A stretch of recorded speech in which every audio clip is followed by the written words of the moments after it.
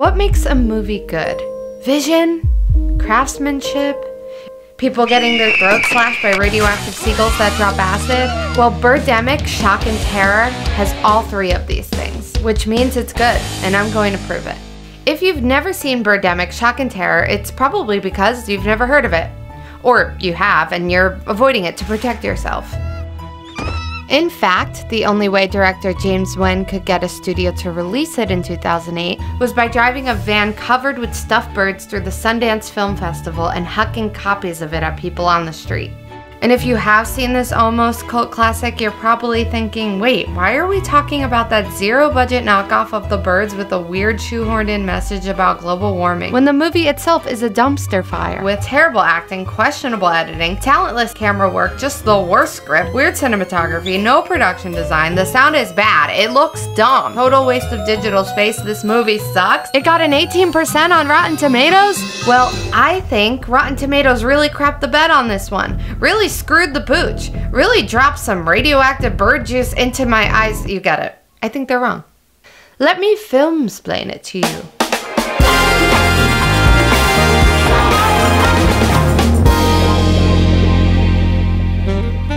While watching Birdemic, you wouldn't be wrong to think this story is a little wonky.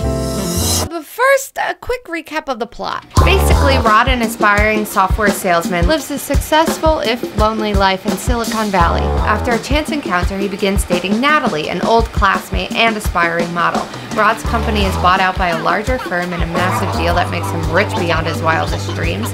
Natalie gets chosen to be a Victoria's Secret model. However, something is brewing that neither of them are ready for. After a night of passion, the birds attack. These two things are unrelated, probably. Rod and Natalie meet up with ex-Marine Ramsey and his girlfriend Becky. They leave the motel and rescue two young children, Susan and Tony, whose parents have been killed by the birds. They drive and drive looking for food and shelter, and along the way they become a family. They meet a scientist. These birds are contaminated. Ramsey and Becky die, and then they meet a tree guy. You live in a tree? Sure do.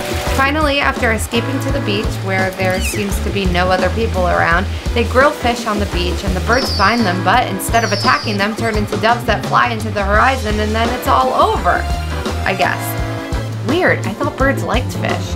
We got a fish. Okay, so that was a lot, and you're probably thinking, what the heck was that? Two-dimensional characters, birds, radioactivity, my brain can't wrap my head around this. Actually, it can, and it's a lot of dumb stuff. Oh, that's my girl! One thing the movie does really well is that it subconsciously lays the groundwork for overarching symbolism. What the heck do I mean by that? I'll tell you what the peck I mean. Get it? Do you see what I did there? In most normal films, a character has a desire, and in trying to pursue that desire, they meet a conflict, and the movie is about whether or not they can overcome that conflict to achieve what they desire. Simple enough, right? It's movie 101. But in Birdemic, Wan instead uses characters as symbols. Characters aren't fleshed out, breathing natural beings. Howdy. Hi. Characters represent something. Take for example, in this scene, which literally plays a royalty-free version of John Lennon's Imagine in the background, we see the two characters having what looks reminiscent of John Lennon and Yoko Ono's bed-ins, while a poster hangs in the background for Yoko Ono's actual website promoting world peace. She represents the idealism of humanity, that with love and happiness we can prevail. However, Wan shows us he does not agree. Then there is the scientist character. Remember that guy? Who is standing on the beach in the midst of what is supposed to be a bird storm. He's there to remind us global warming exists. Because of our burning of fossil fuels and creating greenhouse gases, which is causing global warming. He delivers his monologue, and Nice meeting you. he's gone. He had one job. Lastly, we of course have to mention the tree hugger. You're a tree hugger? You could put it that way. His message, also super direct and clear. Damn global warming.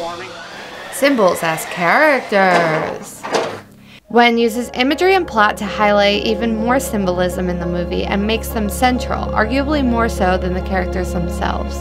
The ultimate symbol, traffic, is central to this idea.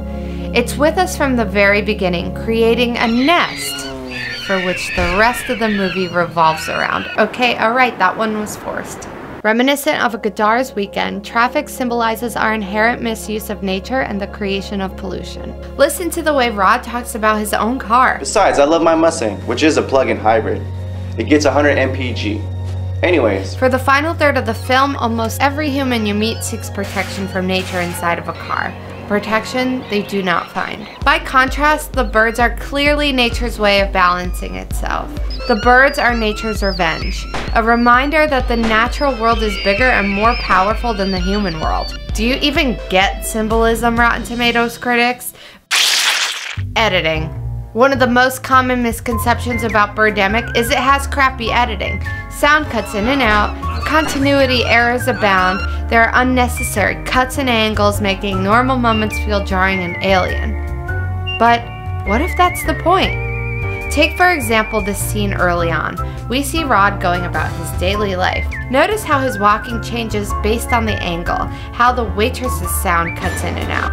Hi. He is disconnected in an almost existential way from the world around him. We're watching Rod's journey from a single, lonely soul sucked by corporation's shell of a man to a family man surrounded by nature. Never mind that those aren't his kids and that their real parents died a mere hours before in a violent bird attack that they have unnaturally suppressed. They look happy. We could say the same thing about the birds. They're not exactly the most fluid, normal creatures. When compared with Alfred Hitchcock's The Birds, the difference is striking. And you could say, oh, he probably didn't have the budget, paid some dude on Fiverr to make some birds and then just stuck them in. And you might be right. But what if everything about these birds was meticulously created? These birds inhabit a plane of the uncanny valley. The theory of the uncanny valley is that the closer something comes to seeming human, the more we like it, until you reach that weird phase where it's just meow. At which point our appreciation for it dips immeasurably. Or in this case, birds. They aren't tethered by the laws of physics. Their digital manifestation gives them a superpower. They can do whatever they want. That's horror. Thematically, this feeds into Birdemic's central thesis. Don't piss off nature because nature's power is greater than you can even intellectualize. All great movies have an iconic look. You can see just one frame and know immediately what movie it came from. Citizen Kane, Jaws, that one's Birdemic. It takes a lot of skill to make a movie with such a singular aesthetic. So what if everything you thought was bad about this movie was actually good about it? Things that at first seem random seem to have an internal logic, a natural, aviary balance to them.